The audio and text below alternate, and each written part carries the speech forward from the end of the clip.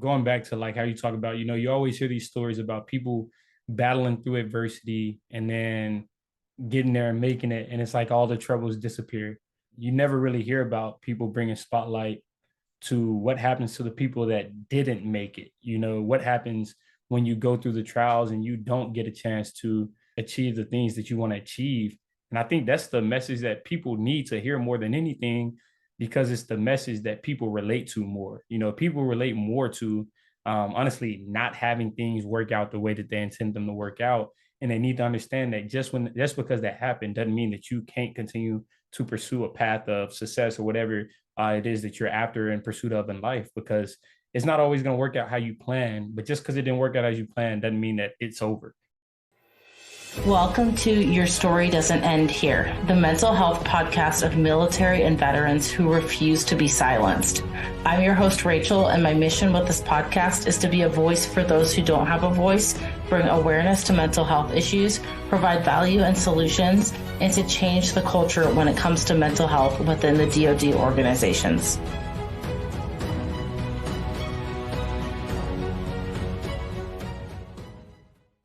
Hey everyone, thank you so much for coming back for another episode of Your Story Doesn't End Here. Today's guest is Cameron Kinley, who is a visionary, decorated athlete and motivational speaker. Cam attended the United States Naval Academy, where he served as the president of his class and the captain of the varsity football team. After graduating with a BS in political science, Cam had the opportunity to fulfill his childhood dream of playing in the NFL.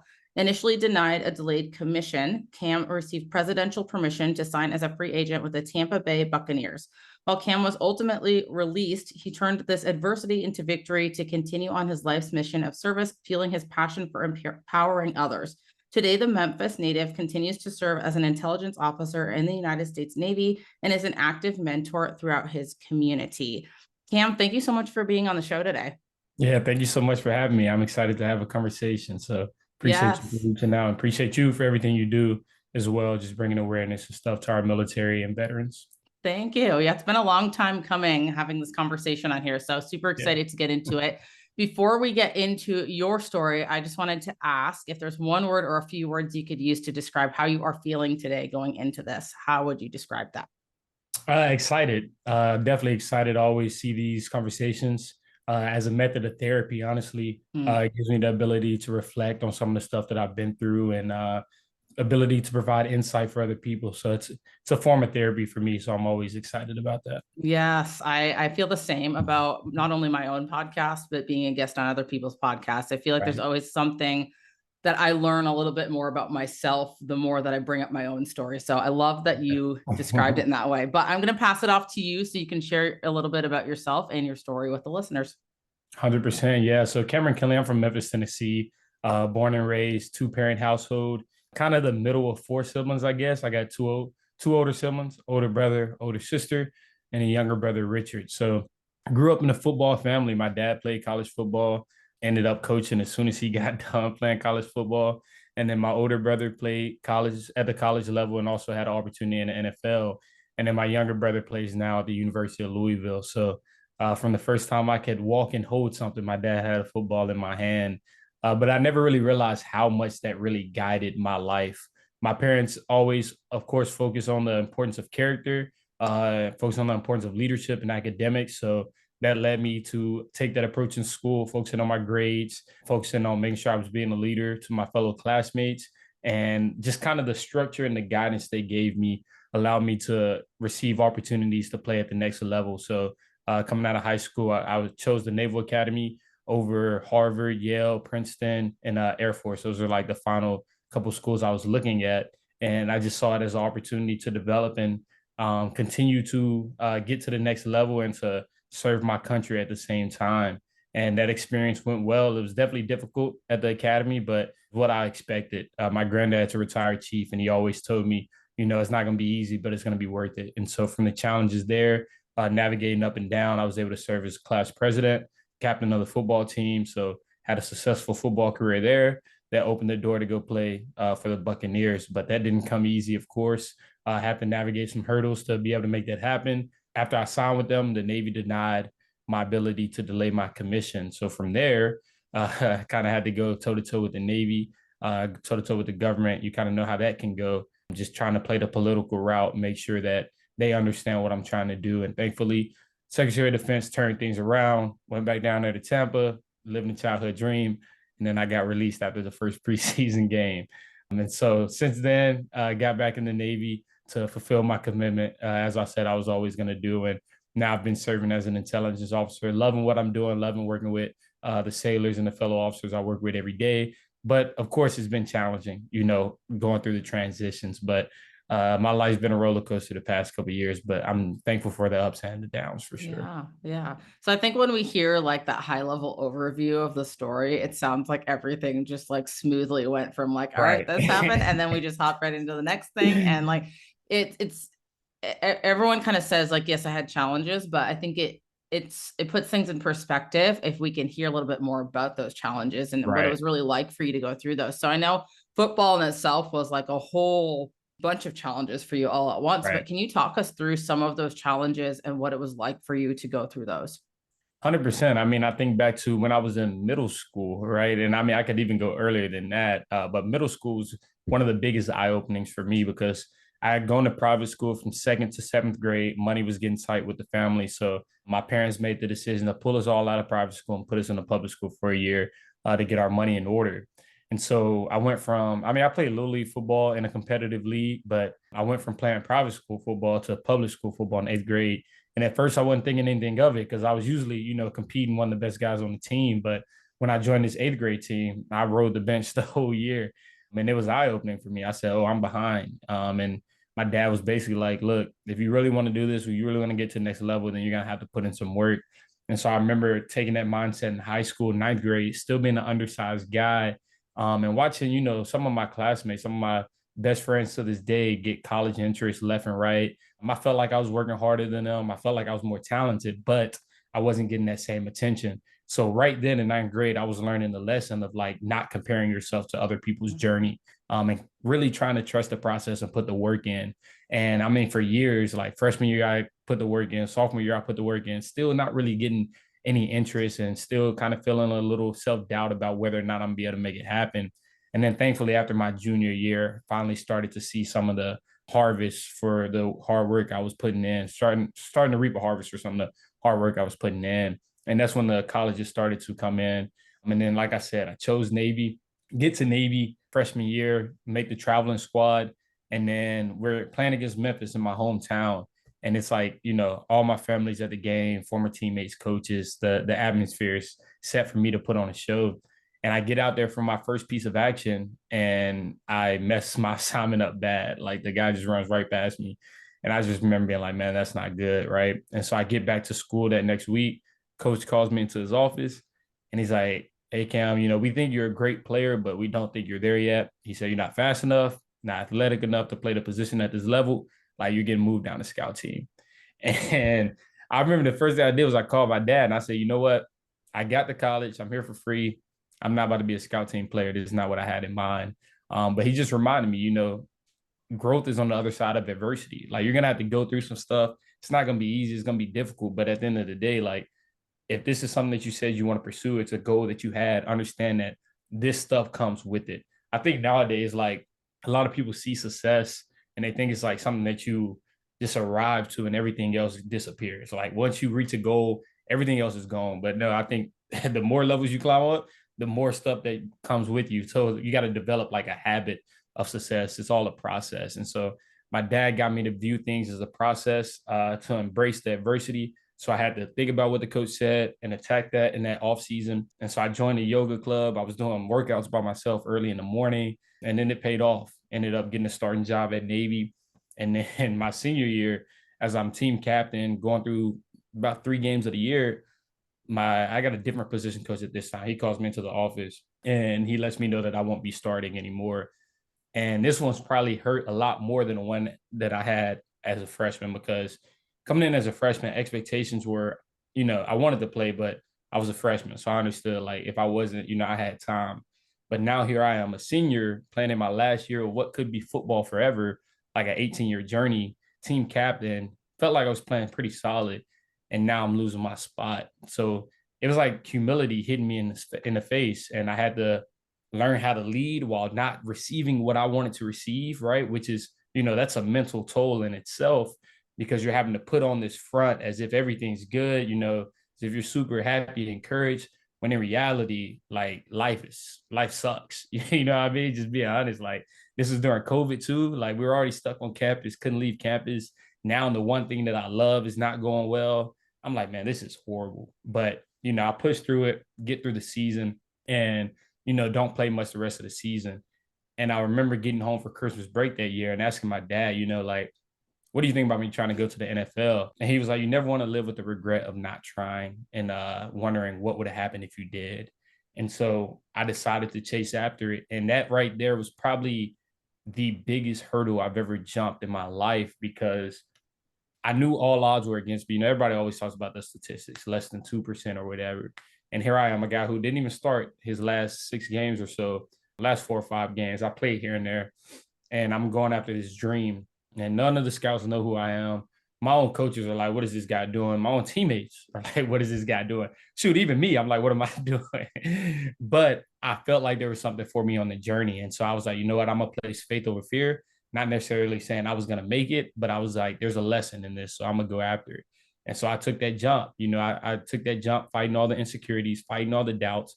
But it was a battle every single day. Every single day I would wake up and I'm like, we just got to win the day. I said, I can't focus on whether it's going to happen or not. I was like, you just got to win today. And if you keep winning today, you probably will be where you want to be. It's not a guarantee, but you have a better chance of being where you want to be. And so every single day I'm blocking out the noise. I'm putting the work in, chopping wood, not focusing on the end result, and end up getting a pro day down in Memphis because COVID Academy couldn't get people there. So I flew down to Memphis, had a good pro day, started talking to some teams, and I'm like, okay, I might actually have a shot. And then draft day rolls around, get a call from the Buccaneers, and they say they want to sign me. And I just remember feeling the emotions in that moment. It was so much bigger than football. Like, I think it was a testament to really aligning your habits, aligning your efforts with somewhere you want to go and blocking out all the other stuff that doesn't matter. Like, truly not saying I was confident, not saying that I was very assured that it was going to happen. Like, I had my doubt, I had my insecurity, but I think that journey was like a message to other people that you have the capability of fighting through that stuff, and not getting rid of it, but carrying it with you and not allowing it to stop you. Because I think a lot of times we see these athletes, we see these business owners or successful people, whatever it might be, whatever industry, and we think they are just the most confident people in the world. We think they don't deal with any stress, any insecurities, any doubt, and that could be no further from the truth. I think the difference is they don't allow those things to stop them. It's almost like they normalize it. Like, I started to learn how to normalize, feeling a little insecure, feeling a little doubt. I normalized it. That way I'm like, okay, it's okay that I feel this emotion. It's not something that's telling me, oh, I need to stop. No. You're good. It's just an emotion that comes with the moment when you're putting yourself out there trying to chase a dream, right? And so that was huge for me going into that next chapter. Now, obviously, Naval Academy, military commitment, 5-year commitment, anytime you go to a service academy. And so policies were in place for athletes to delay that commissioning in order for them to pursue a professional athletic career. I think President Trump put the policy into place in like 2019. So before I did this, there were 3 or 4 guys the year before me that used the policy. So I wasn't trying to be a pioneer or anything. And the same year I came out, there were 3 guys from Air Force and 1 guy from Army. So it's 5 of us total trying to use the policy. Well, the academy sent my package off late. I usually don't talk about that much because it's like I'm not trying to throw them under the bush type of deal. But at the end of the day, I know they sent the package out late because they didn't want to deal with the administration because they didn't think I was going to make it. And that's just the reality of it, because we had the conversation in January when I told them I was going to do it. And they're like, well, we're going to hold on to your package when we could have just submitted it off early. Do I think that had an effect in them denying me? No, but they did send my package off late. But they assured me everything was going to be good. So I'm like, okay, cool. And so after I signed, I go down to rookie minicamp, and I'm in Tampa now. And being an undrafted rookie, I know I got an uphill battle to make the team. But at the same time, I understood I'm coming from the Naval Academy where we're doing a rigorous schedule every day. Like, I'm going to class. Like, I don't have the same resources these guys got. Like, so when I get to Tampa, it's like I'm in football wonderland, like all the nutrition, all the recovery. I got all the time in the world now. All I'm worried about is football. I'm like, it's a wrap. I'm on an even playing field now. And so I get down there rookie mini camp and I'm making plays left and right. starting to see my name in the media. They're saying I got a chance to make the team. So, I'm living on cloud nine. I go back to the academy, about to give a graduation speech, meet Vice President Kamala Harris. I feel like I'm living in a fairy tale. And when I get back to the academy that Tuesday night, we were commissioning on Friday or graduating on Friday. Tuesday night, I get a call from the commandant or email saying that he wanted to meet with me. And so I'm like, okay, this can't be good. This commandant, this is like basically the superintendent of the school, I guess, or dean of students. And so he calls me as a captain, '06. We're in this meeting room on top of one of the academic buildings. And he sits me down. He says, hey, called you in here because Secretary of the Navy declined your package. You're not going to be able to go play in the NFL. And I'm just like, whoa, you know what I mean? Because it was really about, like, for me, I'm thinking about that 5-year-old kid that first started playing football. You're playing Madden, you're watching the NFL games, like you're dreaming one day I could get there, and I see my older brother do it. And it's like, I know it's possible. And then I go through my own ups and downs from, being that undersized guy in high school, around the bench in 8th grade, undersized in high school, cut playing scout team freshman year of college, losing my starting job my senior year, all the ups and downs during chasing the dream or whatever. And then I get there, and then I have somebody that doesn't even know me saying that I can't execute a policy that exists. And so, my mom always says life's not fair. And like right there is probably one of the first times I really experienced life not being fair, because the other guys at the other academies got approved. And here I am having to figure out how I'm going to navigate this situation, because it's super political and the military is very political. And it's very hard to express your emotions when you're up against the Secretary of the Navy. You know what I mean? So I asked them if there's an appeal process, and they're like, no appeal process. So I'm like, okay, cool. So I called my agent and I'm like, hey, this is the deal. They said I got to graduate, commission on Friday. I knew once I commissioned, now I was going to be under big Navy policies instead of instead of the Naval Academy policies. So I wouldn't be able to go back down there to Tampa, because I'm making more money than I would be making as a '01, so it's some kind of conflict there. So my agent's like, all right, just don't commission. And I'm like, can't do that. I got to give the graduation speech. Like, I understand. Yes, I want to go play in the NFL, but I do understand what it means to graduate from the academy. So I'm not about to be selfish there. This isn't about me. Like, I didn't even break the news that week because I didn't want the attention to come on me instead of my classmates, So I kept it hush. Only people that knew were my agents, close friends, and my family, of course. And so I go the rest of that week kind of living a double life, because all my classmates think I'm still going back down there to Tampa after I graduate. So they're talking to me about that and how excited I am, this and that. I'm just pretending everything is good.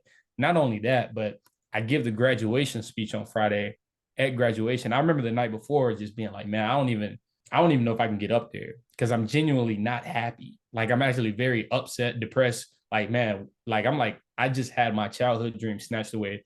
Now I got to go give a speech at graduation.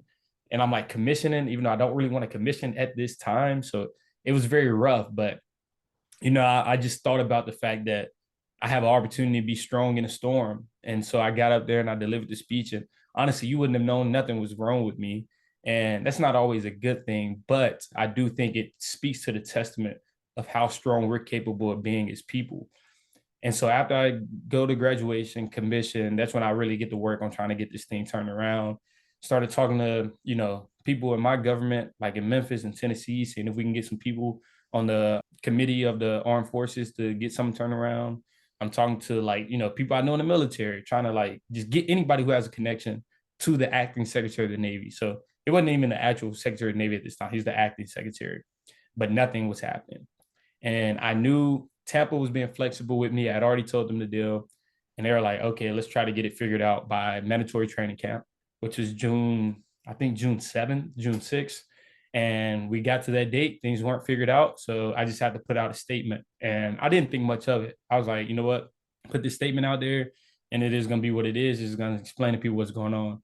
And I kid you not, I put that statement on my Twitter and my Instagram, and things just blew up. Like, it started going crazy. And that's when all the interview requests start rolling in. Like, the same day, I'm in Memphis at this time because I'm on leave. After you graduate, you get 30 days of leave. So I'm on leave. And I put the message out.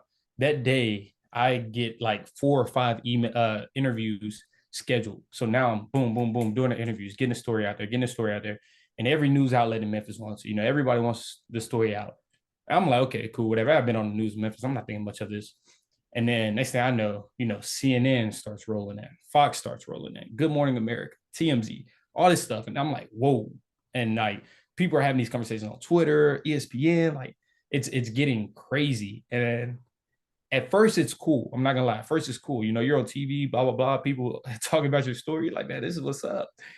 But then it gets exhausting because you're saying one thing and the media is interpreting it as a different thing. But if you say something to respond to them, you throw away all your chances of getting this thing in the right direction. And so my message was clear, I'm just trying to do the same thing that other people are doing, right? Like I'm trying to delay my commissioning, play in the NFL for however long I play, and go back and serve my contract after. A policy that exists. That's all I'm trying to do is use a policy that's already there. Like I'm not trying to pioneer, like there's 3 guys doing it here, 1 guy doing it here. Like, why are y'all not calling them selfish? Why are you not saying they're trying to get out of their service? All right. Not that I'm trying to point fingers and mess them up, but I'm like, yo, like, why am I the only one catching this flack?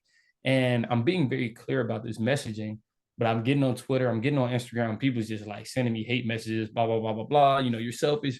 You took a spot from somebody that deserved it. I'm like, took a spot. I was class president, team captain, 3.0 GPA, honor roll and above the whole time I was at the academy. No conduct, no honor offenses, no nothing. So like, what are we talking about? He wasn't saying I took a spot then, but now since I have the opportunity to do something that less than 2% of people get to do, like I think people really during that time forgot how hard it is to make it to the NFL. And it's even frustrating thinking about it right now because I'm like, man, it's crazy. So I go on that roller coaster for like 2 weeks. I'm doing interviews every day. And honestly, it starts to weigh on me because I'm saying the same thing. I'm not even working out anymore because I'm on Zoom because it's COVID. So I'm on Zoom from 7 a.m. to 6 p.m. So by the time I get done doing that, all I want to do is eat and go to sleep. And I just remember telling my mom, you know what? I don't even care anymore. Like it's done deal. And I started switching my mind back to just, going to serve and do exactly what I said I was going to do, serve my contract. I never had any problem with serving. And the Friday before I left to go back to the academy, I got a call. Well, so the Friday before that, Senator Marco Rubio from Florida tweeted like an article about my situation and basically said, I'll be writing a letter to President Biden about this situation. And this is how numb I was at this point. I saw that and I was like, oh, okay, that's what's up. Like, that's the point I was at. Like, cool. Like, everybody said they was doing stuff to support. Like, I'm thankful, but I'm like, it's not going to work. So I'm like, whatever. And then the Friday before I'm getting ready to go back to the academy, I get a call from the Assistant Secretary of the Navy saying that they want to meet with me when I get back up there. And so I get back up there, I meet with them, and they're like, hey, we found a way to get this all sorted out. So my immediate emotion is frustration because I talked to the commandant from the job and I was like, hey, is there any way to get this thing turned around? And he was like, no. So I'm like, okay, so we waste a whole month when I should have been down there in Tampa, when I should have been at OTAs, mandatory minicamp, rookie workouts, we wasted that time, but whatever. I'm like, cool, okay, what's the mechanism? And they basically tell me, all right, you're gonna submit something to a package to the Board of Correction of Naval Records, BCNR, whatever it is. And then they're gonna take away your commission and reevaluate your package. And then whatever, everything else happens. So I'm like, okay, cool, let's do it. I also had another classmate who got denied. He played baseball. Now, the MLB draft isn't until late June. So he hadn't been drafted yet. He was a prospect. So he declined the opportunity to go this method. So people always bring that up too. They're like, well, you have a classmate that wasn't being selfish. And I'm like, hold on, he wasn't drafted. Like he didn't have I'm under a $2.1 million contract. I guarantee you, if he had a signed contract, he would have been right behind me. He didn't want to take the risk of doing that and not getting drafted. Now he has to deal with more paperwork. That's my assumption of the situation. But I just don't like how people try to use that as a way of, once again, trying to say I was being selfish, which is whatever at the end of the day. I've learned that people can have their opinions and you just keep living your life. And so we submit that package off. And then 2 weeks later, I get a phone call from the Secretary of Defense and I'm talking to him and he said, hey, we've turned it around. You're going to let you go down to Tampa. And this is probably a week before training camp starts. Chairman of Joint Chief of Staff calls me too. And he tells me he had a conversation with President Biden to get it all figured out. And I'm like, man, this is crazy. Like, we really had to go all the way up to the presidential level to get this situation turned around that should have been handled at the lowest level. But I'm like, whatever. Because honestly, now we're a week from training camp.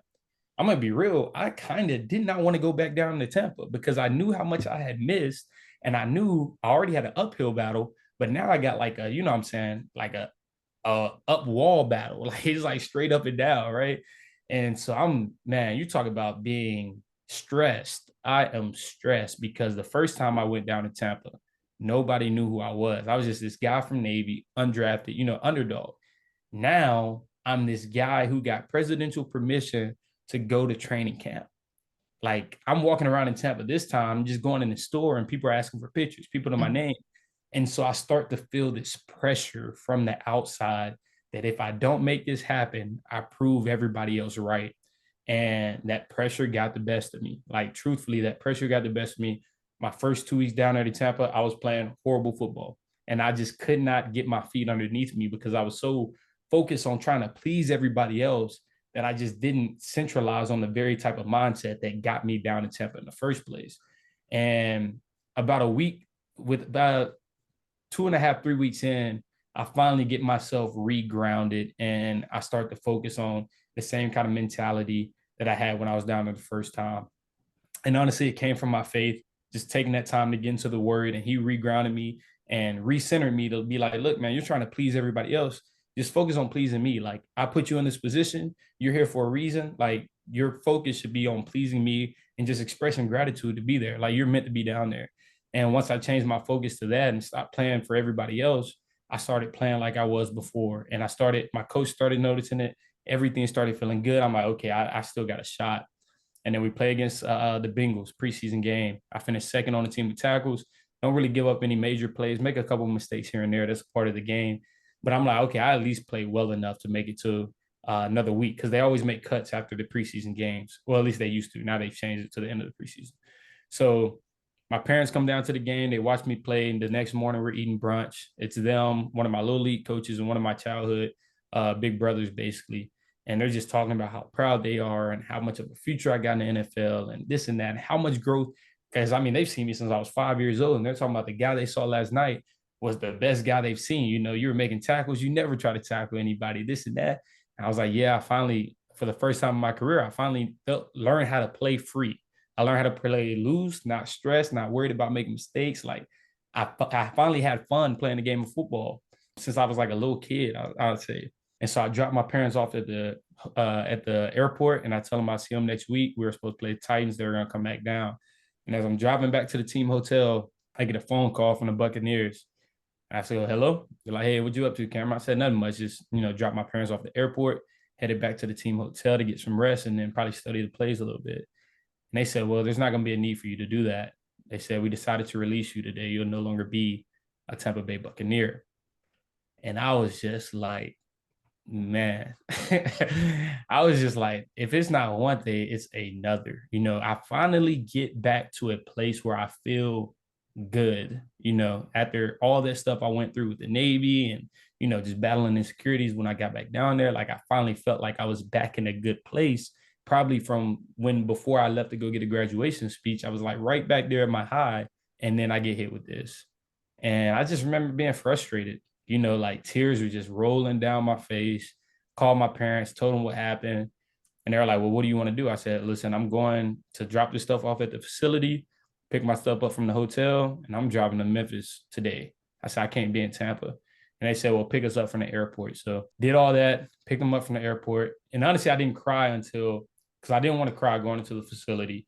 So I waited till I got out the facility. As soon as I got in my truck to go pick them up, like, that's when the tears just flowed down my face, flowed. And I'm just beating on my steering wheel, like, man, what in the world? I was like, God, what's the point? I was like, what's the point of going through all this if I'm just going to end up feeling like this at the end?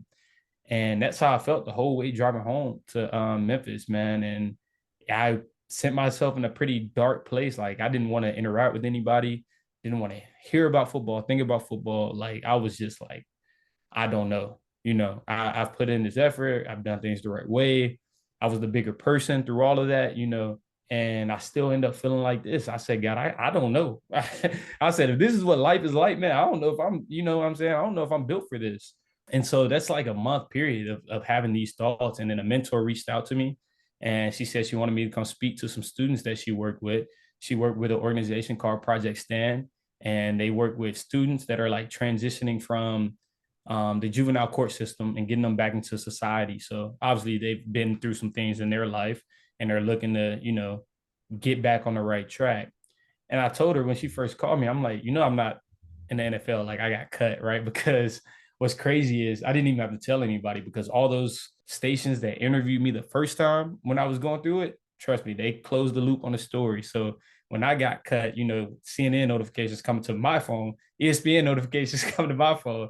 So I know they're going to everybody else's phone. So that was hard to see, like felt like a public failure, felt like I failed in public spotlight.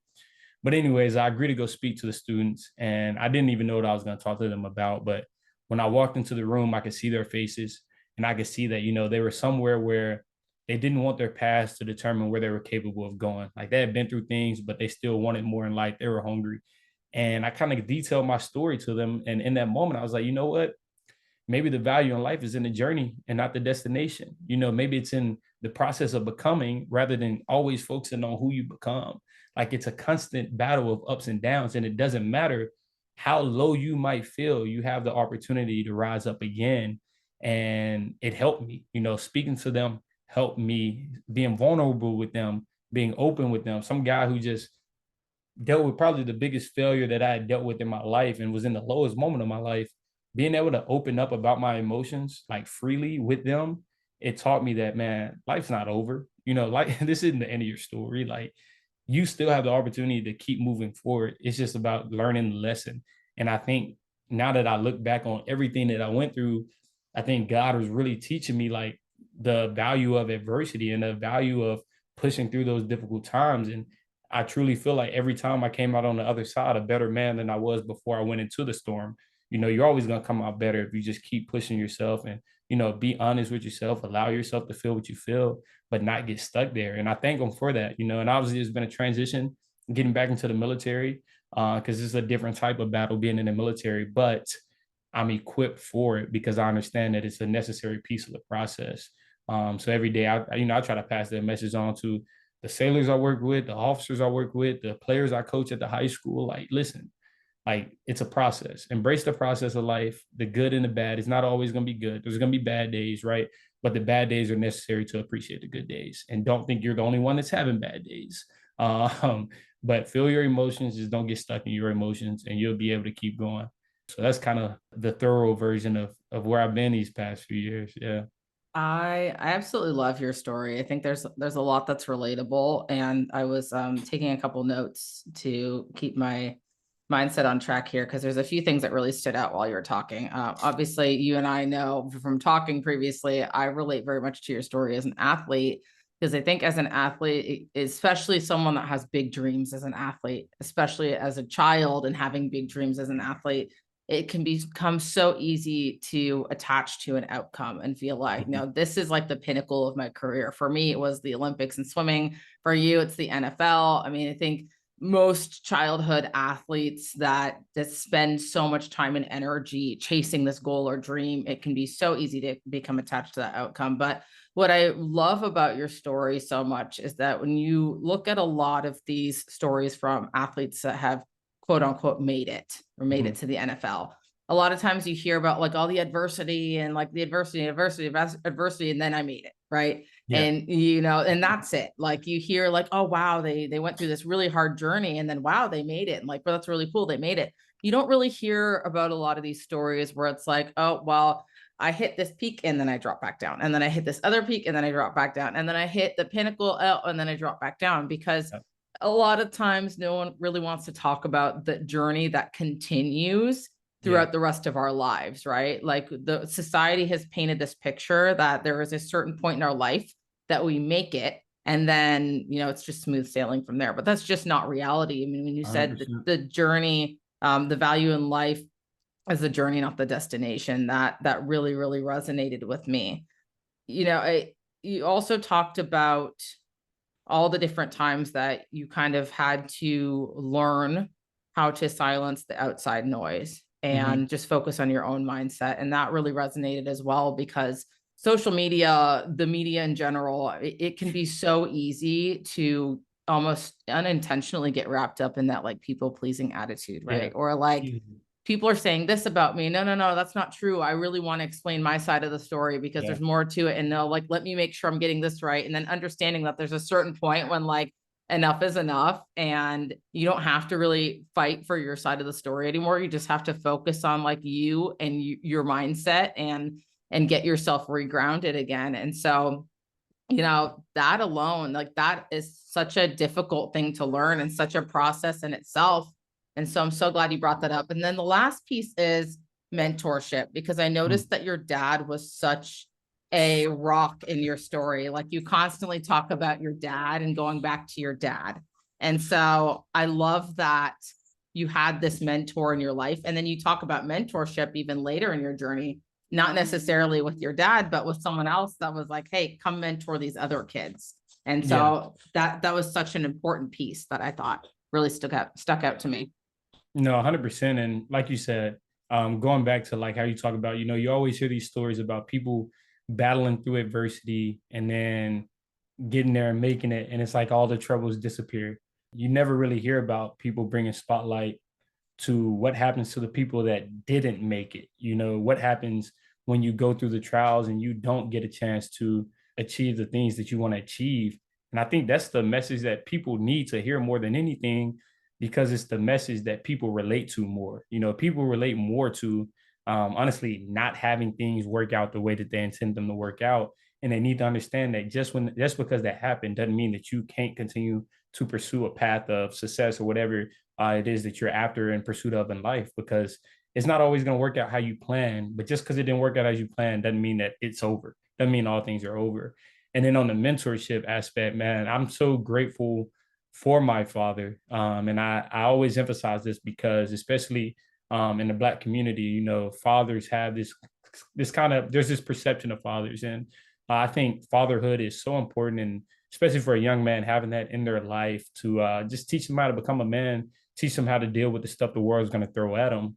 And I'm just, man, my dad is so, I'm so grateful for him. You know, he was my coach, he was my father, but I mean, he's been my everything, you know, as far as character development and just teaching me right from wrong and keeping me in pursuit and not being easy on me, but showing me what love is, you know, tough love and, you know, just regular love when I need a shoulder or something like that. But he's the reason that I mentor people, because he had his own youth football organization. He was the father to so many fatherless, and he provided lessons to them, gave them to me. And to me, it's like I'd be doing an injustice if I didn't pass that on, you know.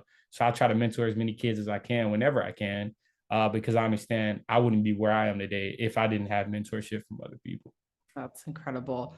What tips would you have for someone that is maybe in that position that you were at as a younger, I'd say, I don't know how old you are now, but we'll say like I'm 25 now. Okay, well, let's say Yeah. if we go to like your 18-year-old self, Okay. what tips would you have for someone that is maybe in a similar position and has these dreams that they're chasing and they're very focused on these dreams, and life would shatter for them if these dreams don't happen exactly as they want them to? Because I think a lot of 18-year-olds, regardless if it's athlete or maybe something else, I think a lot of 18-year-olds are in that position, right? Where like these formative years where like, you know, I'm going to do this and this is what my life's going to look like. Because I think a lot of people are asking at 18, what's next for you? What are you going to do? And it's this outside pressure of, I have to have it all figured out, which isn't true at all. But what advice would you have for someone like that? Yeah, don't let your identity become what you're in pursuit of. Do not let your identity become what you're in pursuit of, because for me, you know, I was always bigger than football, but football was a vital piece of my identity. You know, when you've been doing something for over 90% of your life, it becomes who you are, whether you realize it or not. Football was my way of staying in shape. Football was my way of staying organized. It was my way of really connecting with God, connecting with my family, friends. Like football guided my life, and it became my identity. And when I lost football, I lost myself, right? And so if I could go back to when I was 18, if I could speak to any 18-year-old now who's probably leaving high school, getting ready to go to college to start pursuing a career, it's very important that you do not put your identity in an occupation or a position. Your identity needs to be in a purpose, right? Because a purpose is fluid. A purpose can go from different industries to different industries. And so what I realized is like my purpose is to help other people maximize their potential by seeing a different perspective of the stuff they go through in life. Mm. And I used to do that on the football field, just with my teammates. We're going through conditioning, and it's like, hey man, keep pushing, or you got more left in you, right? Like used to do it in school, like helping people get their grades better, and doing it now in the military, helping people get qualified, helping people, do what we need to do to get the mission accomplished. Like my purpose is very fluid. And I think if I would have identified in that earlier, then when things didn't go my way, I probably could have bounced back a little bit quicker, because I wouldn't have been so emotionally burdened. Because at the end of the day, if you feel like you're losing yourself, that's when your emotions are going to be affected the most. That's why when I got cut and I realized I'm never playing football again, like I was like, man, this is crazy. I've been like my whole life has revolved around this thing for 18 years and now it's gone, but I had to realize, man, my purpose is so much bigger than that. And my identity is so much bigger than a sport. That can be a piece of it, that can be a part of my life, but it never be who I am. And so that's what I would tell people, man. Don't put your identity in an occupation or a position, put it in a purpose. Powerful. And how did you reframe your mindset to not believe that you were a failure after all that happened to you with football and the back and forth? And I mean, because that's not like a small life event. Yeah. That's a lot. And a lot of people would come out of that and have this core belief that I'm a failure. So how did you get past that? I had to redefine what success meant. I definitely had to redefine what it meant to be successful. I always thought success was something that you arrive to. I have accolades, so I have accomplishments, and like I thought that was success. Achieving something, getting a goal knocked out. Like I'm like, man, that's success. Like, oh, I became class president, team captain, got an interception. Like that's success. No. Success is not something that you arrive to. Success is not some kind of destination. It's more so a habit that you practice every day. Like being successful is a behavior. Like it's a way of life. Like being successful is getting hit with adversity and overcoming. That's being successful, right? That doesn't mean like you get hit with adversity and then you come back and, oh, I didn't make it to the Hall of Fame. I mean, the NFL. So I went to work and kept working out, tried out, and then I made it to the Hall of Fame. Now I'm successful. No. For me, being successful was the fact that, you know what, even though I didn't get my way as I wanted to in the game of football, I'm still going to come into the military and give it everything I have to be the best officer I can be. That's being successful, right? Like being successful is taking my story and using it as a form of motivation and inspiration to help other people so that when they get hit with adversity, they can kind of overcome it too. That's being successful. Like being successful every single day, approaching my life with intention, discipline, trying to be the best man that I can be. That's being successful. It's a way of life. It's not something that I arrived to. And when I started thinking like that, I was like, man, I didn't fail. You know what I'm saying? Like, yeah, the NFL didn't work out the way I wanted to, but man, think about all the stuff you overcame to get there and think about all the stuff you're doing now. Like, dude, you're not a failure. Things just didn't work out the way that you wanted them to work out. But look at you. You kept going, you remain strong, and you're more emotionally intelligent now, and you're more impactful now, honestly. So it's just redefining success definitely helped me when I was viewing myself as a failure. Yeah, I think it's the internal versus the external validation 100%. of success. Because when you talk about like the destination, I think that's that very external. Like when people look at you as a person and think, wow, he is very successful because check the box. He did Right. this, and this, right? And then a lot of times us as humans will take the external version of success and we'll make it our own. And that's where that destination piece comes from. That's what I was thinking about when you were talking. But yeah, when we make it very internalized and we say, my version of success is showing up for myself every single day. And my version of success is making sure that, I am checking these specific boxes for myself. Did I do the things that I intended to do every single day? But other people don't see that, right? Because it's the things that happen behind closed doors. So I'm so glad that you articulated that so well. And hopefully that resonates with the people that are listening. I think especially people that are in the military, because when active duty, especially, there's so many accolades and like wickets and checking the boxes that can create this external version of success that a lot of people really like hang on to. And I think that's why people struggle so much when they get out of the military, because now you have to have that internal version of success. Yeah. There's no better motivation than intrinsic motivation. That's why I always try to get people to tap into their why, tap into your purpose, because those external things, they come and go, they fade. A lot of it's political. One day they love you, next day they hate you, right? It's too inconsistent. So when you're gaining your motivation from that, your life's going to be inconsistent because that stuff's not consistent. But when you gain your motivation from what you have in here, it's pretty much more consistent. So your life's going to be more consistent. But like you said, that's not what they talk about on TV or put on social media or in the news. So It's not. people don't really glorify it. Yeah, or the movies, or Yeah, all the nah, things that people see as like their ways to learn the way around the world. yeah, But yeah, no, it's one of those things that is such an important life lesson to learn, that if we would teach people this younger, man, yeah, a lot of people's lives would go on a way different trajectory. So I'm super 100%. grateful that you talked about that. So what are you up to these days? What's next for you in your career and your story?